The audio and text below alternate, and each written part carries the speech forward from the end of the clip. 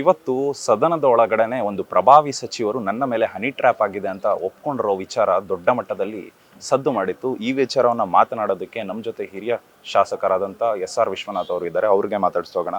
Sir, ನೀವೊಂದು ವಿರೋಧ ಪಕ್ಷದವರಾಗಿ ಆಡಳಿತ ಪಕ್ಷದವರು ತಾವಾಗೆ ನನ್ನ ಮೇಲೆ ಹನಿ ಟ್ರ್ಯಾಪ್ ಆಗಿದೆ ಅಂತ ಒಪ್ಕೊಂಡಾಗ ನೀವು ಇದ್ರ ಬಗ್ಗೆ ಯಾವ ರೀತಿಯಾಗಿ ನೋಡ್ತೀರಾ? ಈ ಪ್ರಕರಣವನ್ನು ಯಾವ ರೀತಿಯಾಗಿ ತೆಗೆದುಕೊಂಡು ಏನು ಮುನ್ನಡೆಯಾಗಿ ಹೋರಾಟ ಮಾಡಬೇಕಿತ್ತು, ಏನಾದರೂ ಮಾಡಬೇಕು ಅಂದ್ಕೊಂಡಿದ್ರಾ? ಏನು ನೋಡಿ, ಇದು ಹನಿ ಟ್ರ್ಯಾಪ್ ಅಂತಕ್ಕಂಥದ್ದು ಎಲ್ಲ ಪಕ್ಷದವರು ಕೂಡ ಇದರಲ್ಲಿ ಬಾಧಿತರಿದ್ದಾರೆ ಅಂತೇಳಿ ಸಚಿವರು ಹೇಳಿದ್ದಾರೆ. ಎರಡೂ ಕಡೆಯಿಂದನೂ ಸುಮಾರು 48 ಜನ CD ಫ್ಯಾಕ್ಟ್ರಿನ ಇಟ್ಕೊಂಡವ್ರೆ ಕೆಲವರು ಅಂತಕ್ಕಂಥದ್ದು. ಈಗ ನಾವು ಹೇಳಿದ್ರೆ ವಿರೋಧ ಪಕ್ಷ ಆಯಿತು, ಆದರೆ ಆಡಳಿತ ಪಕ್ಷದ ಒಬ್ಬ ಪ್ರಭಾವಿ ಸಚಿವರೇ ನನ್ನ ಮೇಲೆ ಹನಿ ಟ್ರ್ಯಾಪ್ ಆಗಿದೆ, ಅದಕ್ಕೆ ನಾನು ಕಂಪ್ಲೇಂಟ್ ಕೊಡ್ತೀನಿ, ಗೃಹ ಸಚಿವರಿಗೆ ತನಿಖೆ ಆಗಬೇಕು ಅಂತೇಳಿ ಹೇಳಿದಾಗ ಇದನ್ನು ನಾವ್ಯಾರೂ ಮಾಡಿಲ್ಲ, ನಮ್ಗೆ ಅದರ ಅವಶ್ಯಕತೆಯೂ ಇಲ್ಲ. ಸೊ ಇದನ್ನು ಯಾರು ಮಾಡಿದ್ದಾರೆ ಅಂತಕ್ಕಂಥದ್ದನ್ನು ನಾವು ವಿರೋಧ ಪಕ್ಷವಾಗಿ ಪ್ರಬಲವಾಗಿ ನಾವು ಹೋರಾಟವನ್ನು ಮಾಡಬೇಕಾಗಿತ್ತು. ಬಟ್ ಎಲ್ಲೋ ಒಂದು ಕಡೆ ಕೆಲವು ನಮ್ಮ ಮುಖಂಡರುಗಳು ಅದನ್ನು ಯಾಕೆ ಸಡ್ಲಾಬಿಟ್ರೋ ಏನೋ ಗೊತ್ತಿಲ್ಲ, ಅದರಲ್ಲಿ ಅದು ಯಾವ ಪ್ರಭಾವ ಆಯಿತೋ ಏನೋ ಅಂತೇಳಿ ಇವತ್ತು ಅದನ್ನು ಸರಿಯಾದ ರೀತಿಯಲ್ಲಿ ಸರ್ಕಾರವನ್ನು ಮುಜುಗರಕ್ಕೆ ಸಿಲಿಸ್ತಕ್ಕಂಥ ಕೆಲಸವನ್ನು ಕೂಡ ನಾವು ಮಾಡಬೇಕಾಯಿತು. ಮುಜುಗರ ಅನ್ನೋದಕ್ಕಿಂತಲೂ ಕೂಡ ಈ ಹನಿ ಟ್ರ್ಯಾಪ್ ಮಾಡಿರ್ತಕ್ಕಂಥವ್ರು ಯಾರು? ಈಗ ರಮೇಶ್ ಜಾರಕಿಹೊಳಿಗೆ ಯಾರು ಮಾಡಿದ್ದಾರೆ? ದೇವೇಗೌಡರ ಕುಟುಂಬ ರೇವಣ್ಣವ್ರಿಗೆ ಅವರು ಯಾರು ಮಾಡಿದ್ದಾರೆ? ಮುನಿರತ್ನಮ್ಮ ಅವ್ರಿಗೆ ಯಾರು ಮಾಡಿದ್ದಾರೆ?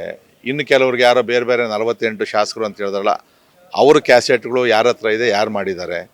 ಇದೆಲ್ಲಕ್ಕೂ ಕೂಡ ಯಾರೋ ಒಬ್ಬರೋ ಇಬ್ಬರೋ ಕಾರಣ ಅಂತ ಅನಿಸ್ಬೋದೇನೋ ನಮಗೆ. ಇದು ರಾಜಕೀಯವಾಗಿ ಈ ಥರದ್ದು ಯಾರು ಕೂಡ ಮಾಡಬಾರ್ದು. ಇದನ್ನು ಯಾರಾದರೂ ಮಾಡಬೇಕಾದ್ರೆ ಏಡಿಗಳು ಮಾಡ್ತಾರೆ, ಇಲ್ಲ ಶಿಖಂಡಿಗಳು ಅಂತೇಳಿ ನಾವೇನು ಕರಿತಾ ಇದ್ವಿ, ಆ ಥರದವ್ರು ಮಾಡಬೇಕೇ ಹೊರತು ನೇರವಾದ ಯುದ್ಧದಲ್ಲಿ ಗೆಲ್ಲಕ್ಕಾಗದೇ ಇರೋರು ಈ ಥರ ಮಾಡ್ತಕ್ಕಂಥದ್ದು.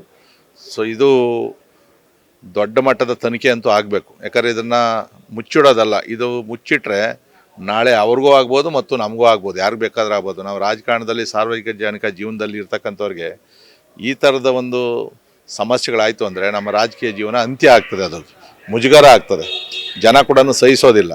ಸೊ ಇದು ನಮ್ಮ ಕರ್ನಾಟಕದಲ್ಲಿ ಇತ್ತೀಚೆಗೆ ಭಾಳ ದೊಡ್ಡ ಸದ್ದ ಆಗ್ತಾ ಇರ್ತಕ್ಕಂಥದ್ದು. ಇದಕ್ಕೆ ಕಡಿವಾಣ ಹಾಕಬೇಕು ಅಂತೇಳಿ ಪಕ್ಷಾತೀತವಾಗಿ ಎಲ್ಲರೂ ಕೂಡ ಒತ್ತಾಯವನ್ನು ಮಾಡಿದ್ವಿ. ಇದು ಸರಿಯಾದ ತನಿಖೆಯನ್ನು ರಾಜ್ಯ ಸರ್ಕಾರ ಮಾಡಬೇಕು, ಅದು ಯಾರೇ ಇರಲಿ ಮುಲಾಜಿಲ್ಲದೆ ಕ್ರಮ ತಗೊಬೇಕು. ಸರ್, ಮತ್ತಿನ್ನೊಂದು ಸಚಿವರು ಕೂಡ ಇನ್ನೊಂದು ಮಾತು ಹೇಳಿದರು, ರಾಜ್ಯ CD ಫ್ಯಾಕ್ಟ್ರಿ ಆಗಿದೆ, ನಿಮ್ಮ ಕಡೆನೂ CD ಮಾಡೋವಂಥವ್ರು ಇದ್ದಾರೆ, ನಮ್ಮ ಕಡೆನೂ CD ಮಾಡೋವಂಥವ್ರು ಇದೆ. ಇದೆಲ್ಲ ಒಂದು ಕಡೆ ಕರ್ನಾಟಕ ರಾಜ್ಯಕ್ಕೆ ಮುಜುಗರಕ್ಕೆ ತರುವಂಥ ಕೆಲಸ ಆಗಿಲ್ವಾ ಅಂತ? ನೋಡ್ರಿ, ಯಾರೇ ಮಾಡಿರಲಿ, ಆಡಳಿತ ಪಕ್ಷದವ್ರಾದ್ರೂ ಮಾಡಿರಲಿ, ವಿರೋಧ ಪಕ್ಷದವ್ರದ್ದಾದ್ರು ಮಾಡಲಿ, ಇಲ್ಲ ಎರಡೂ ಪಕ್ಷದವ್ರು ಅಲ್ಲದೆ ಇನ್ಯಾವುದೋ ಏಜೆನ್ಸಿಯವ್ರು ಮಾಡಿದ್ರು ಕೂಡ ಇದು ಅಕ್ಷಮವಾದಂಥ ಅಪರಾಧ ಇದು.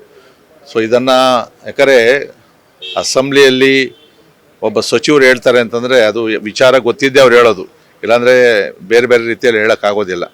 ಬಹುಶಃ ಅವ್ರಿಗೆ ಸರ್ಕಾರ ಅವ್ರದ್ದಿರೋದ್ರಿಂದ ಯಾರು ಮಾಡಿರ್ಬೋದು ಅಂತಕ್ಕಂಥದ್ದು ಅವ್ರಿಗೆ ಗೊತ್ತಿರ್ಬೋದೇನೋ, ಆದರೆ ಯಾವುದೇ ಆಧಾರ ಇಲ್ಲದೆ ಮಾತಾಡಬಾರ್ದು ಅಂತೇಳಿ ಅವರು ಭಾಳ ನೋವಿನಿಂದ ಬೇಜಾರಿಂದ ಅವ್ರು ಹೇಳಿರ್ತಕ್ಕಂಥದ್ದು. ತನಿಖೆ ಆಗಲಿ, ನೋಡೋಣ ಅದರಲ್ಲಿ. ಬಟ್ ಈ ಥರದ ಕೆಲಸವನ್ನು ಯಾರು ಕೂಡ ಮುಂದಕ್ಕೆ ಮಾಡಬಾರ್ದು ಅಂತಕ್ಕಂಥದ್ದು ನನ್ನ ಅಭಿಪ್ರಾಯ. ಸರ್, ಮತ್ತೆ ಸದನದೊಳಗೆ BJP ಅವರೆಲ್ಲ ಒಂದಾಗಿ ಹೋರಾಟ ಮಾಡ್ತಾರಾ ಅನ್ನೋದು ಸಾಕಷ್ಟು ಕುತೂಹಲ ಕೂಡ ಇತ್ತು ಸದನ ಆರಂಭಕ್ಕೂ ಮುಂಚೆ. ಇಲ್ಲಿವರೆಗೂ ಕೂಡ ಒಂದಾಗಿ ಹೋರಾಟ ಮಾಡಿದ್ರೆ ಮತ್ತೆ ಈ ಪ್ರಕರಣದಲ್ಲೂ ಇನ್ನೂ ಗಂಭೀರವಾಗಿ ತೆಗೆದುಕೊಂಡು ಇನ್ನೂ BJP ಅವರು ಒಟ್ಟಾಗಿ ಏನಾದರೂ ಅಹೋರಾತ್ರಿ ಧರಣಿ ನಡೆಸೋದಾಗಿರ್ಬೋದು, ಬೇರೆ ರೀತಿಯಾದ ಹೋರಾಟ ಸರ್ಕಾರದ ವಿರುದ್ಧ ನಡೆಸ್ಬೋದಿತ್ತು ಅನಿಸುತ್ತೆ ಕಾರ್ಯಕರ್ತರ ವಿಚಾರದಲ್ಲಿ ನೋಡ್ತಾ ಹೋದರೆ. ನಿಮಗೇನು ಅನಿಸುತ್ತೆ ಸರ್? ಸರ್, ಈಗ ನಮ್ಮ ವಿರೋಧ ಪಕ್ಷದ ನಾಯಕರು ಏನು ಹೇಳ್ತಾರೋ ಅದನ್ನು ನಾವು ಕೇಳ್ತೀವಿ. ಅವ್ರು ಬಾವಿಗಿಳಿ ಅಂದರೆ ಬಾವಿಗಿಳಿತೀವಿ, ಹೋರಾಟ ಮಾಡೋ ಅಂದರೆ ಹೋರಾಟ ಮಾಡ್ತೀವಿ, ಅವ್ರ ಸಲಹೆ ಕೇಳಿದ್ರೆ ಏನು ಅಂತ ನಾವು ಹೇಳ್ತೀವಿ. ಸೊ ಅದಕ್ಕೆ ಯಾರು ಅಲ್ಲಿ ನಮ್ಮ ಪ್ರಮುಖರು ಇರ್ತಾರೋ ಅವರು ಜವಾಬ್ದಾರಿಯನ್ನು ತೊಗೊಬೇಕು. ಸೊ ಇವತ್ತು ನಾವು ಶಾಸಕರು ಯಾವುದಕ್ಕೂ ರೆಡಿ ಇದ್ದೀವಿ, ನಾವೆಲ್ಲ ಹೋರಾಟ ಮಾಡಿದ್ದೀವಿ, ಗವರ್ನರ್ ಹತ್ರ ಹೋಗಿದ್ದೀವಿ, ಧರಣ ಮಾಡಿದ್ದೀವಿ. ಆದರೆ ಇವತ್ತು ನಡೆದಂಥ ವಿಚಾರ ಒಂದು ಭಾಳ ಸೂಕ್ಷ್ಮವಾದ ಮತ್ತು ಆಡಳಿತ ಪಕ್ಷಕ್ಕೆ ಮುಜುಗರ ತರ್ತಕ್ಕಂಥ ವಿಚಾರ. ಇದರಲ್ಲಿ ನಾವೆಲ್ಲೋ ಒಂದು ಕಡೆ ಸರಿಯಾದ ರೀತಿಯಲ್ಲಿ ಅದನ್ನು ಕ್ಯಾಪ್ಚರ್ ಮಾಡಿಲ್ಲ, ಹೋರಾಟ ಮಾಡಲಿಲ್ಲ ಅಂತಕ್ಕಂಥದ್ದು ಅನೇಕ ಜನ ನಮ್ಮ ಶಾಸಕರು ಕೂಡ ಹೊರಗಡೆ ಬಂದಾಗ ಮಾತಾಡಿರ್ತಕ್ಕಂಥದ್ದು. ಸೊ ಯಾರು ಕೂಡ ಯಾರಿಗೂ ಅಡ್ಜಸ್ಟ್ ಆಗುವಂಥ ಅವಶ್ಯಕತೆ ಇಲ್ಲ. ಯಾಕೆಂತಂದರೆ ಅವರು ವಿರೋಧ ಪಕ್ಷದಲ್ಲಿದ್ದಾಗ ನಮಗೆ ಎಷ್ಟು ಉಗ್ರವಾಗಿ ನಮ್ಮ ವಿರುದ್ಧ ಹೋರಾಟ ಮಾಡ್ತಾಯಿದ್ರು. ಅವರು ಪ್ರತಿದಿನ ಒಂದೊಂದು ಹಗರಣಗಳು ನಡೀತಾನೆ ಐತೆ. ಇವತ್ತು ವಿದ್ಯುತ್ ದರ ಜಾಸ್ತಿ ಮಾಡವ್ರೆ, ಆ ಸ್ಮಾರ್ಟ್ ಮೀಟರ್ಗಳಲ್ಲಿ ಹಗರಣ ನಡೆದೈತೆ, ಅದ್ರ ಬಗ್ಗೆ ಮಾತಾಡಿದ್ವಿ. ಈ ಥರ ದಿನ ಒಂದೊಂದು ಇಶ್ಯೂ ಕೊಡ್ತಾನೆ ಅವರೇ. ಆದರೆ ನಾವೆಲ್ಲೋ ಒಂದು ಕಡೆ ವಿರೋಧ ಪಕ್ಷವಾಗಿ ಒಗ್ಗಟ್ಟಾಗಿ ಅದನ್ನು ಎದುರಿಸ್ತಕ್ಕಂಥ ಸಾಮರ್ಥ್ಯ ಇರ್ತಕ್ಕಂಥ ಮುಖಂಡರಿದ್ದರೂ ಕೂಡ ಅದನ್ನು ತಗೊಂಡು ಹೋಗುವಂಥ ನಾಯಕತ್ವ ಎಲ್ಲೋ ಒಂದು ಕಡೆ ಯಾಕೆ ಸಡ್ಲಾ ಬಿಡ್ತಾರೋ ಅನ್ನೋದು ನಮಗೂ ಅರ್ಥ ಆಗ್ತಾ ಇಲ್ಲ. ಸರ್, ಕೊನೆಯದಾಗಿ ಪ್ರಶ್ನೆ, ನಾಳೆ ಸದನದ ಕೊನೆ ದಿನ ಈ ವಿಚಾರವಾಗಿ ಏನಾದರೂ ತಾರಕಿಕ ಅಂತ್ಯಕ್ಕೆ ಕೊಂಡೊಯ್ದು ಇನ್ನೂ ಏನಾದರೂ ಹೋರಾಟ ನಡೆಸಬೇಕು ಅಂತ ಏನಾದರೂ ಚಿಂತನೆ ನಡೆಸಿದ್ದೀರಾ? ಯಾವ ರೀತಿ ಸರ್? ನೋಡೋಣ, ನಾಳೆ ನಮ್ಮ ರಾಜ್ಯ ಅಧ್ಯಕ್ಷರು ಮತ್ತು ನಮ್ಮ ವಿರೋಧ ಪಕ್ಷ ನಾಯಕರ ಜೊತೆಯಲ್ಲಿ ಮುಂದಿನ ಹೋರಾಟ ಏನು ಹೇಳ್ತಾರೋ ಗೊತ್ತಿಲ್ಲ ನಮಗೆ. ನಾಳೆ ಮುಖ್ಯಮಂತ್ರಿಗಳ ರಿಪ್ಲೈ ಕೂಡ ಐತೆ ಅದರಲ್ಲಿ. ಅದಕ್ಕೆ ಮೊದಲು ಈ ವಿಚಾರದಲ್ಲಿ ಏನು ಸೂಚನೆ ಕೊಡ್ತಾರೋ ಅದನ್ನು ನಾವು ಪಾಲನೆ ಮಾಡ್ತೀವಿ. ಇದಾಗಿತ್ತು ಯಲಹಂಕ ಶಾಸಕರಾದಂಥ ಎಸ್.ಆರ್. ವಿಶ್ವನಾಥ್ ಅವರ ಮಾತುಗಳು. ಕ್ಯಾಮ್ರಾ ಪರ್ಸನ್ ಕಿರಣ್ ಜೊತೆ ಓಂ ವಿವೇಕ್, ಆದಿತ್ಯ ಕಾರ್ಲೇಕರ್, ಅಶ್ವವೇಗ ನ್ಯೂಸ್, ಬೆಂಗಳೂರು.